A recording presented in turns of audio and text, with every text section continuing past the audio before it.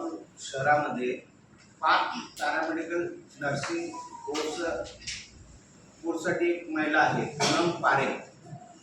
ही आज गेली 5-6 वर्षापूर्वी गोरगरीब मुलांना फसवते. त्यांच्याकडून नर्सिंगच्या कोर्ससाठी परत BMS D pharmacy, BSc nursing course, paramedical course आणि DMLTचा कोर्स करण्यासाठी 10वी-12वीच्या विद्यार्थ्यांना घरोघरी जाऊन असे पॉम्पलेट वाटते आणि या पॉम्पलेटच्या आधारे त्यांना ॲडमिशन घेऊन देण्यासाठी 50,000 पासून ते 1.5 लाखापर्यंत ती प्रत्येकाकडून पैसे घेते. घेतल्यानंतर त्यांचं कुठेही ॲडमिशन पण होत नाही आणि त्यांची परीक्षा पण होत नाही. नंतर हे चौकशी करायला गेल्यानंतर तुमचं मी ॲडमिशन केलेलं आहे, तुमची परीक्षा आहे, तुम्ही ह्या दिवशी या. मग त्या दिवशी यांनी गेल्यानंतर ती त्यांना तिथे घेऊन जाते ज्या ठिकाणी परीक्षा आहे तिथं ती दिवसभर थांबवते. परीक्षा झाली नाही म्हणून परत लॉजवर नेऊन थांबवते आणि नंतर दुसऱ्या दिवशी आमची परीक्षा कॅन्सल झाली, परत परीक्षा. असे गेली 5 वर्षापासून सोलापुरातील नाही अख्ख्या महाराष्ट्रातील विद्यार्थ्यांना, गोरगरीब विद्यार्थ्यांना ते फसवत आहे. आता 10वीचा निकाल लागलेला आहे. 10वीचा निकाल लागल्यानंतर प्रत्येक असंच पॉम्पलेट प्रत्येकाच्या घरात वाटून आहे ना ती फसवणूक करत आहे. तर ह्या विद्यार्थ्यांचे जे 5 वर्षापूर्वी त्यांनी ना 5 वर्षापूर्वी, 2 वर्षापूर्वी, 3 वर्षापूर्वी प्रत्येकाचे ओरिजिनल डॉक्युमेंट्स घेतलेले आहेत 10वी-12वीचे मूळ कागदपत्र घेऊन आणि यांच्याकडून पैसे घेऊन त्याच्या पावत्या पण आपल्याकडे आहेत.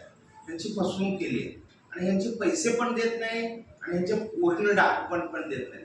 त्यासाठी आपण पोलीस कमिशनरकडे जाऊन तक्रारी अर्ज दाखल केलेला आहे आणि काल FIR सुद्धा दाखल झालेला आहे.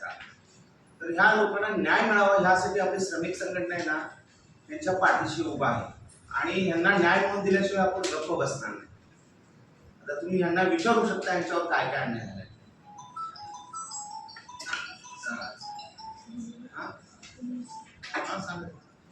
सर, आम्ही JNM स्टुडंटसाठी त्यांनी पॉम्पलेट वाटत आलं होतं. आम्ही त्यांच्याकडे ॲडमिशनसाठी गेलो.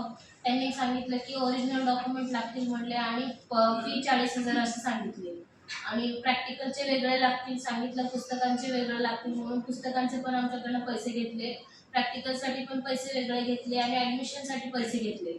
आणि आम्हाला सांगितलं की ॲडमिशनच्या फीमध्ये तुमचं राहणं, येणं, जाणं, जेवण सगळं खर्च होईल असं सांगून आम्हाला ॲडमिशन करायला सांगितलं. तुम्ही फक्त जॉब करत जावा, आम्ही तुम्हाला एक्झाममध्ये तुम्ही एक्झामला यायचं, वर्षानंतर एक्झाम देऊन जायचं, तुम्हाला तुमचे 3 वर्षाचं सर्टिफिकेट तुमच्या हातात येईल असं सांगितलं आणि ॲडमिशन करून घेतलं. आम्हाला बिदरला बोलवलं, एक्झाम घेतली नाही, काही नाही. आम्हाला तिथं 2 दिवस थांबवलं आणि परत पाठवून दिलं. आमची एक्झामच झालेली म्हणून आम्ही विचारायला गेलो की आज नाही, पुढच्या महिन्यात होतील, फेब्रुवारीमध्ये होतील, मेमध्ये होतील असं आश्वासन देत आले ते. आम्ही 4-5 वेळा गेलो, 4-5 वेळा प्रत्येक एका वेगळ्या जागेवरती राहत होती. त्या ॲड्रेसला गेले की ते ऐकत नाही, दुसरीकडे आहे म्हणून सांगायचं. तिकडे गेलं की तिथं पण असंच सांगणार. ते आम्हाला आश्वासन देणार की नाही जानेवारीमध्ये होतील, नाही मेमध्ये होतील, नाही नोव्हेंबरमध्ये होतील असं आश्वासन दिलं. ते देत आम्हाला एवढेपर्यंत आलं आणि शेवटी आम्ही तरी पण जाऊन तक्रार केली. नाही, आमचे पैसे आणि आमचे डॉक्युमेंट आम्हाला माघारी द्या, आम्हाला ॲडमिशन कॅन्सल करायचे, आमचे 5 वर्ष वेस्ट गेलेत म्हणून सांगितलं की त्या बाईने आम्हाला आहे ना बिदरला घेऊन गेली. तिथे घेऊन गेली, 4 वाजेपर्यंत बसवलं. ते कुठले सर भेटायला येतात म्हणून सांगितलं, ते सर काय आले नाही. ते सर आले नाही म्हणून आम्हाला सांगितलं त्यांचं कॉलेज गुलबर्ग्याला आहे, त्यांचं घर गुलबर्ग्याला आहे, गुलबर्ग्याला जाऊ म्हणून गुलबर्ग्याला घेऊन गेली आणि तिथून चालत्या बसमधून उडी मारली. गुलबर्ग्याजवळ गेल्यावरती उडी मारली म्हणून आम्ही तिच्या मागं लागून तिला पकडून आणलं आणि पोलीस स्टेशनला तिथं तक्रार नोंदवली.